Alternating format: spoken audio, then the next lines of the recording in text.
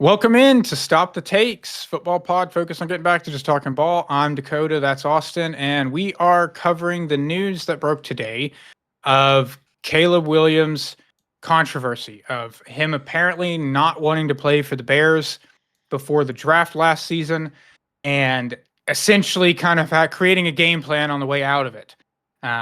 We've seen things like this happen in the past. It did actually happen in 2004 with Eli Manning.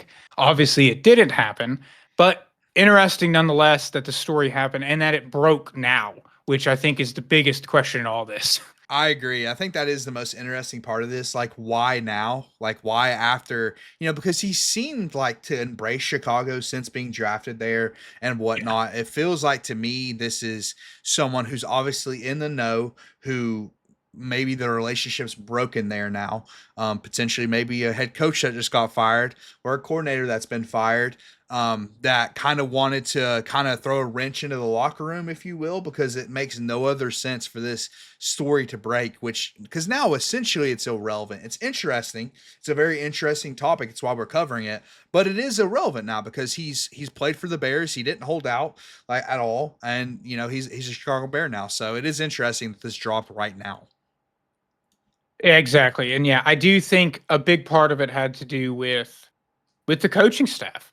I think part of it was, there was the word, and his dad also played a role in this. So some of the quotes that were thrown out there was his dad said, "Chicago is the place quarterbacks go to die." And to be completely honest, like, is he wrong? I Historically mean, speaking, I mean, it's not a great thing because you're about to be the number one overall pick. So how much can you really complain? But there is some validity to that in terms of just the six. The Bears are the only team ever not have like a 4,000 yard passer, so they've just historically not been a good place for quarterbacks to succeed at. And then you pair that with Eberflus, who probably shouldn't have still been there at the time, and Waldron at OC, just did not feel like a position that Caleb was going to immediately succeed in. and he didn't. He Like, did that's not. the reality. Like, remember what the narrative was when he was drafted there, Dakota. It was, okay, this is one of the best supporting cast for a young Mm-hmm. first overall quarterback, like in a long time, if not ever. Like people felt like the Bears were ready to win now because of the receiving core and all the weapons they put around Caleb, and it just didn't work. And a lot of that was the coaching. So Caleb's family and his dad were right about that. The coaching was an issue. They predicted it was going to be an issue, and they were correct. And the Bears QB thing is interesting because it's like it's hard to know if it's okay, it's Chicago, it's the Windy City. That obviously plays a role. Never had a 4,000-yard passer, but have they had any good QBs in their history too? Like, have they had a QB talent that would have been better if he was somewhere else, outside of Chicago, and actually been an elite quarterback somewhere? I don't think they have. Like, that's the reality too. Like, it's one of those things that, yes, Chicago's hard to play QB. It's the Windy City, blah blah blah. But they also haven't had a very good QB in their history. Like, Jay Cutler was out on the Broncos. He was drafted to the Broncos. He was not Yep. good with the Broncos. He was Jay Cutler. Like, that's how I describe Jay Cutler. He was Jay Cutler. Ripping So cigs and yeah, exactly, dude. Like, they've never really had a good QB. They've never had an elite QB. So from that perspective, I kind of am defending the Bears, but I also get it from the family's perspective, man. You look at the stats, like never having a 4,000-yard passer, not a Hall of Fame quarterback in their history. Like, those things would worry me too. yeah, and it is tough because it's like you see both sides to it where it's like, you know, what a franchise has been historically and their current state specifically, and whether or not you think that's a place you're going to be able to succeed in. Because it also shows there's a bit of competitiveness there that you want to go somewhere where you have a chance to become better and win, and that shows some competitiveness. But at the same time, from that team's perspective, like you're about to be drafted number one overall, like you need to be, appreciative of the fact that that's going to happen. And you know, who knows how much of it was driven by him versus dad, but like they wanted to go to the Vikings, which all things considered, Kevin O'Connell has proven time and time again that he's kind of a QB whisperer. Would be fascinating to see Caleb Williams with Kevin O'Connell.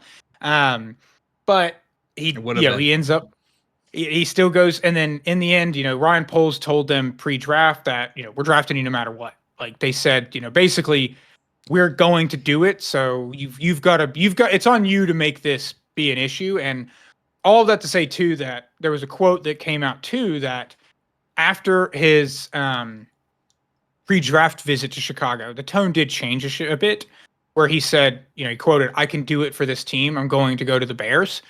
So like after being there and seeing it, like the tune shifted and they were willing to come to Chicago, which is what makes this breaking in general Weird. Like who and why, because it's bad look for literally everyone involved. I agree. I have to correct myself. I said they didn't have a Hall of Fame quarterback in their history, and my mind immediately started ringing and realized Sid Luckman is a Hall of Fame who played for the Bears, was a quarterback. He did play in the 40s, so it's been a while, but gotta shout out the great QB Sid Luckman. loosely. Yes, yeah, exactly. Everyone was a QB loosely back then. But Sid Luckman is a Hall of Fame quarterback for the Chicago Bears, so please forgive me, Bears fans. I did misspeak there, but the point still stands. They haven't had like a transcendent quarterback in their history who put up great passing numbers.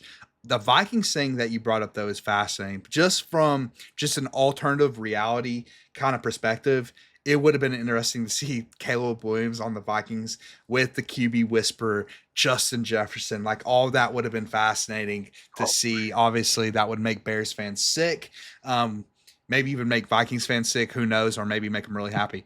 But yeah, I mean, at the end of the day, like you said, he said after visiting Chicago, he wanted to be there. He wanted to give it a chance, and he's doing that. So it's a weird story that comes out, but it is interesting. Like who broke this? Why did it happen? Why did it come out now? Because it doesn't make the Bears look good because the family's bringing up great points. It's like, okay, I can kind of see their perspective, and it doesn't make Caleb and his family look good because nobody likes when a player, says like they don't want to play for a team. Like that's not something you want to see out of your franchise quarterback.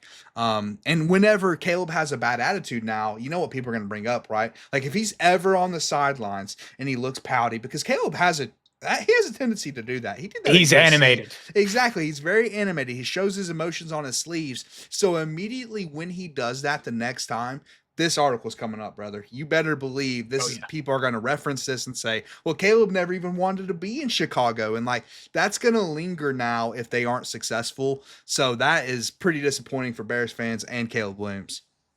Yeah, he's a bit like Cam Newton in that sense, I would say is a good comparison, where Cam always let his emotion show on the sideline, the towel over the head thing. And like when he was frustrated, he let it show. Yeah, it's what's really interesting about this too is the fact that this story did break. How many, and this is all speculations, but like how many stories like this probably have happened and we just never heard about it, right? Like was Trevor Lawrence's family like thrilled that he was going to Jacksonville where things usually don't go well? Yeah. Were Sam Darnold and Baker Mayfield in 2018, who were the number one overall, were they like, I don't want to go to Cleveland? You know what I mean? Like, I feel like stories like this could happen like most seasons that a number one team is drafting number one for a reason. And it's just things that are usually kept under wraps a bit more and not so publicly talked about. It is interesting how it always happens with quarterbacks too. Like it makes sense in a sense, but at the same time, like you never see an edge rusher come out and say, oh, I just don't want to play for the, like I can't pass rush for this team, like or number one receiver. You don't see that a lot outside of other position or outside of quarterback really. So yeah, man, it is interesting. And again, like whoever let this leak clearly doesn't like Caleb or the Bears. Like this has salty fired coach written all over it. Like to me, salty fired coach written all over it. Not calling, I don't know who it was. Could have been the offensive coordinator, could have been the head coach. Who knows who it was? But in my opinion, that's had to be it because like you said, it helps no one for this to leak in the off season. But I think it really doesn't matter now. He's a Bear. He wants to be there. We literally just had a video drop yesterday talking about the best NFL off seasons, and we ranked the Bears number one. So the Bears are doing right by Caleb. Caleb wants to be there. He seems like he likes Chicago. So all is well. Yeah, it is. It is fascinating, and we'll let the talking heads do it. But when somebody just proclaims that Matt Eberflus was the whistleblower, Oh yeah, then they're everybody absolutely will gonna jump do in. that. Oh yeah, they'll be like, "Yeah, he texted me and told me he was going to Yeah. tell people. He just sent me a Snapchat saying this is what Caleb did." But what's interesting is, which is just so dumb, like with the questions that people ask. But they asked Ben Johnson about it, dude who wasn't in Chicago last year when this went down, and his quote was just, "I see a chance for greatness for him here for him, and he feels the same way. I don't know what's gone on prior to him joining the organization, but he's very proud to be a Chicago Bear." Great response. That's a head coach type of response, and it's true too. It's like, from Ben Johnson's perspective, he doesn't care. No, Like, I don't care what happened last year. We've got him in the building, and he is a Chicago Bear, so it doesn't matter. I think that's notable too. Something for the Bears fans to be excited about. Ben Johnson, I think, outside of just being an offensive mastermind, is also bringing a leadership quality that I think has been lacking with the Bears, man. It's been lacking for a long time. Like, Ben Johnson came from the Dan Campbell coaching tree. Like, and he has the play calling acumen. So that's like gonna be fascinating to see that combination. It sounds like, I mean, again, it's like we talked about with our offseason show, man, it's a projection.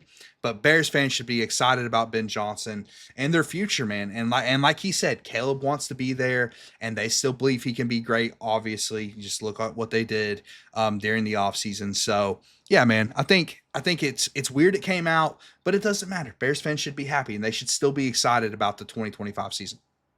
I think that's a great way to put it. At the end of the day, Caleb Williams and the Bears both need to just kind of brush it off and say, like, this is life. If it had broke before the season last year, then it would have been way more awkward for their full. But now you're a season into it. You fired your head coach. Like, It's none done. of it really. That's It in is the almost past. fully irrelevant at this point. Yeah, Yep. and yeah, to your point too, Ben Johnson. I think he handled it perfectly, and I think if anything, if Caleb wasn't still happy to be in Chicago, he probably is now that Ben Johnson is his head coach. So, and one thing too, you mentioned the Hall of Fame thing. I would say Bears fans would probably want Jim McMahon in the Hall Oh of yeah. Fame, but Yeah. I don't know. I don't know. Jim McMahon's getting in anytime. yeah, soon. Jim's not getting in, but Super Bowl winning quarterback, 1985 Bears, but I don't see Jim McMahon getting in anytime soon. unfortunately for Jim. But yeah, I mean, yeah, that kind of wraps that up. But again, the real question in all this is just why now and who would release this? Because to your point, it kind of had to be somebody vindictive doing it because it doesn't benefit anybody. It's a bad look for Bears, bad look for Caleb Williams. But at the end of the day, brush it off. Ben Johnson had a great quote involved. If they ask, I haven't seen if Ryan Poles has had a quote since, but he may have. But either way, I'm sure he'll brush it off, handle it good. So, I wouldn't, as a Bears fan, I wouldn't care. I just simply wouldn't. I wouldn't either, man. You still have a chance to win the toughest division in football next season. I think that's how good the Bears offseason was. So yeah, you should be excited as a Chicago Bears fan. Yeah, and even like future state-wise, like people can say what they will about Caleb. He is one of the more interesting personalities in the NFL now. But like, here we are 21 years later after the Eli thing, and did people call him anything for what happened with him? Like, is that it's referenced occasionally, but are you like, oh my, his character? No one cared in the end. They're And not he going to talk actually about did it. Yeah, exactly. And they're not going to talk about it during the Hall of Fame speech when he eventually gets in. So when he gets in, and they're not going to talk about it when they're talking about their 2 Super Bowl rings years down the line. So yeah, man. I mean, it's not going to matter at the end of the day. And he didn't even do it. That's the thing. That's the weird thing about all this. He didn't actually go through with it. Like, he still got drafted by the Bears, never held out, played every snap for them last year. I won't say every snap. I don't know that for sure. I think he played every snap, started every game. So it's like, dude, it doesn't matter. It's fine. Doesn't matter. But you have proclaimed now that Eli Manning will be a Hall of Famer. So that's officially out. He now. will be. I didn't say he But- should be. I didn't say he should be. I said he will be. So the story here is if Caleb gets carried to 2 Super Bowls and has 2 great runs, He's a Hall of Famer. you've got a Hall of Famer now on your hands. So, but yeah, in the end, yeah.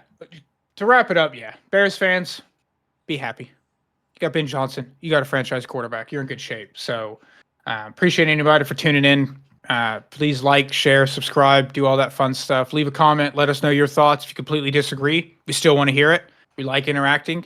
But until next time. Thanks for talking ball with us.